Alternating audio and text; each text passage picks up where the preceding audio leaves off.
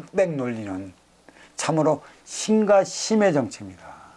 옳고 그름을 논하는데 무엇이 옳은 건가요? 무엇이 그른 건가요? 나한테 맞으면 옳은 거라 할 것이고 나한테 틀리면 옳은 거라 하지 않을 것입니다. 무슨 소리냐면 나에게 이득이 있다면 옳은 것이 될 것이고 나에게 이득이 없다면 다른 것이 될 것이에요. 민주도 공산도 사실 그때서는 저마다 자기의 이득이 있기 때문에 초창기에 나와 갖고 분별이 어리석기 때문에 이리 하면 이리 되고 좋을 것이라는 막연한 기대감으로 민주와 공산이 자리했지만 사실 민주가 무엇이고 공산이 무엇인지 당시에 얼마나 알았겠습니까? 3%나 알았겠습니까? 1%나 알았겠느냐고요. 내가 살아가는 땅에 민주가 왔으니 민주주의를 논하는 것이고 내가 살아가는 땅에 공산주의가 왔기 때문에 공산주의가 되는 것이에요. 중하층의 서민은 중산층 하기 나름에 달려 있습니다. 흑백 논리는 영원함의 논리고 보수와 진보의 논리라. 흑백 논리를 알려 한다면 정의 차원이 무엇인지 반드시 알아야 돼요. 정은 바른 것입니다. 바르다는 것은 어느 쪽으로도 치우치지 않아야 한다는 것이죠. 내 안에는 너와 나의 차원이 자리하고 있어요. 나를 위한 것은 생각 차원이요 너를 위한 나가는 마음 차원의 에너지라. 너와 나의 차원의 중심에 선 게 나라는 것이죠. 정의 기운. 정이기 때문에 옳고 그름을 보기 위해 너와 나의 차원의 중앙에 우뚝 서고 머리를 세우고 있는 것입니다. 어느 쪽으로도 치우치지 않는 삶을 살아가기 위해. 너한테 쏠린다면 내가 불끈할 것이고 너한테 쏠린다면 네가 불끈할 것이라. 그 어느 쪽으로도 쏠리지 않은 삶을 살아가야 하는 게 정의라는 것이죠. 정은 나이고 애고이며 참나이자 진화라고도 불립니다. 그래서 이 정의 길, 어느 쪽으로도 치우치지 않은 삶을 살아가기 위해 법을 찾고 있어요. 그래서 이게 정법이라는 것이죠. 정법은 나의 길을 마련해 내가 살아가는 길입니다. 누구와? 그 어느 쪽으로 치우치지 않게 내 앞에 온 너와 하나 되어 살아가는 길을 말하는 것이고 이 길은 내가 만들어 나가는 것입니다. 나의 업은 내가 사해야 하듯이 스승은 너의 업을 살 수 있는 길을 제시를 해주는 제시자일 뿐이지 너의 업까지 사해주지 못한다는 것이에요. 부모도 자식이 인간에서 사람으로 태어나 사람들과 사람답게 살아갈 수 있는 길을 제시해 주는 뿐이지 너희 삶을 살아가 주지 못한다는 것입니다. 어느 쪽으로 치우치지 말아야 하는 게 정치인데 이 정치에서 정은 바르다는 것을 알아야 하는 것입니다. 어느 쪽으로도 치우치지 않아야 한다는 사실을 알아야 한다는 것이죠. 바른 게 무엇입니까? 치우친 건 또 무엇입니까? 이에 대한 분별을 어지럽혀 놓고 법을 논한다. 법을 알려 한다면 우리는 진정 유발자에 대한 처벌도 할 줄 알아야 되는 것인데 우리는 범행을 일으키게 만든 유발자에 대한 처벌은 없이 범행을 저지른 자에게만 법의 잣대를 내미는 이 허무한 인간의 법은 치우칠 수밖에 없는 것이고 이 법도 결국은 가진 자, 있는 자, 누리는 자를 보호하기 위한 것에 있는 것이지 얻고 힘들고 고통스럽게 살아가는 자를 위한 것에 있지 않습니다. 결국 이로운 운용 주체를 위한 것에 있는 것이지 아쉬운 활동 주체를 위한 것에 있질 않아요. 인간의 법을 누가 개정합니까? 가지고 있고 누리는 지식인들이 자기 것을 보호하기 위해 법안을 마련하는 것이지 어렵고 힘들고 고통스럽게 살아가는 자를 위해 만드는 것이 아닙니다. 왜 나는 더 가졌을까요? 왜 나는 덜 가졌을까요?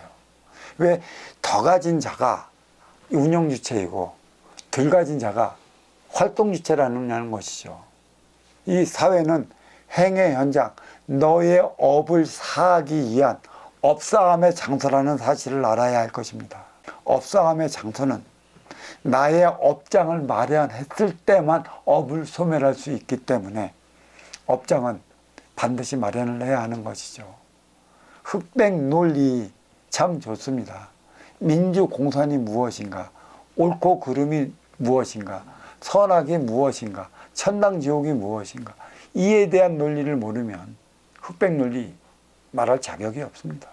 누가 말하겠습니까? 나는 왜 더 가진 자로 태어나고 나는 왜 덜 가진 자로 태어나서 아쉬워 너에게 도움받기 위해 찾아갔는데, 나는 절실해서 절박해서 도와준다고 해서 찾아갔는데, 이로운 운용 주체가 너의 절박함, 아쉬움을 외면해 버린다면 이는 어떻게 살아가야 하는 것입니까? 뒤돌려 돌아가라고 말하는 이들도 있는데, 뒤돌아 돌아가서 어디에서 나의 절박함, 절실함을 메워줄 수 있는 그러한 운용 주체를 만날 수 있다라면 모르지만, 만나지 못한다면 이는 어떻게 해야 하는 것입니까? 자식도 있고 부모도 있고 부양할 가족이 있다라면 이는 도둑질을 해서라도 가져갈 수밖에 없는, 이들의 삶은 누가 보장해 줘야 한다는 것이에요. 아쉬워서 찾아갔는데, 절박해서 찾아갔는데 이로운 운용 주체가 갈다마다 외면하면, 그래서 이는 범죄를 저질렀어요. 유발자는 나는 분명히 이로운 운용 주체로서의 행위를 다해야 하는 것인데 다하지 못한 만큼의 유발자에 대한 처벌은 없는 것입니다. 전후 사정 뚝 떨어놓고 이것에 대해서 잘못했으니 잘못된 대가를 치르라. 너는 당했으니 피해자이니 너는 억울할 것이라는 법의 잣대를 들이미는 게 흑백논리라는 것이지, 유발자로 인해 범행을 저지를 수밖에 없는 절박하고 아쉬운 자들에 대한 입장은 누가 헤아려 주느냐는 것이에요. 이게 법인 것입니다. 범죄는 누가 저지릅니까? 더 가진 자가 저지릅니까? 덜 가진 자들이 저지릅니까? 덜 가진 자들이 법을 저지르면 법에 대한 잣대는 무진행차예요. 더 가진 자들과 자들끼리 사기를 치고 범죄를 저지르면 그 법은 무지관대하죠. 왜? 자기네들이 법을 만들었으니까. 이게 흑백논리라는 것이에요. 중하층 아쉬워 살아가는 자들은 늘상 아쉽기 때문에 인간 논리로 내세운 법 앞에서는 억울할 수밖에 없는 것입니다.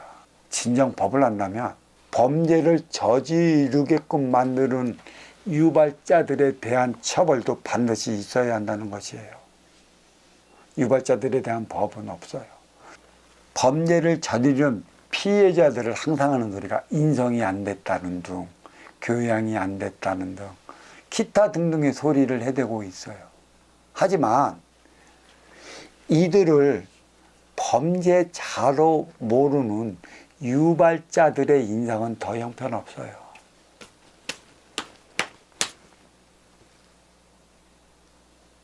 그래서 어렵고 힘든 일들만 당하고 사는 것입니다. 흑백논리 바로 알아야 할 것이에요. 먼저 주고 후회 받는 선수는 내 앞에 인연은 나아가기 나름에 달리 나타나는 작용 반작용 법칙이 인간 생활 깊숙이 적용되어 있고요. 적대보완적 상대성 원리가 인간 생활에 녹아져 있습니다. 내가 너를 이롭게 하면 너로 나를 이롭게 할 것이고, 내가 너를 해하면 나도 너를 해야 할 것이고, 내가 너를 모른 채 하면 나 또한 너를 모른 채 할 수밖에 없는 삶에 있어서 이러한 근본 원리를 놓친 흑백 논리는 결국은 심화된 양극화 양상을 올바로 끌어올릴 수 없고 더더욱 상하 차원의 중심을 잃어버리는 삶의 결과를 초래해 우리의 삶은 갈수록 더 어려워질 것이고, 돌연변이 가치관으로 인해 참 손자가 할아버지를 패고 자식이 부모를 패는 비일비재한 이 사회에 우리는 그러한 현상이 일어나는 것도 개 탁 쳐다보듯 한다는 소리를 해야 할까요? 참 가슴 아픕니다. 인재가 없는 게 아닙니다. 인재는 있습니다. 하지만 인재가 없다는 이야기는 그에 따른 대안을 마련해 놓은 이가 없기 때문에 인재가 없다 얘기하는 것입니다. 지식만 있어요. 육성량을 위한 지식, 유권자를 위한 지식. 하지만 인기와 인기, 영혼과 영혼, 너와 내가 하나 되어 살아갈 수 있는, 인생으로서의 삶을 살아갈 수 있는 대안을 마련해 놓은 후보자가 없어 그저 가슴 아플 따릅니다. 우리 도반님에 대한 질문은 여기서 마치도록 하겠습니다. 감사합니다.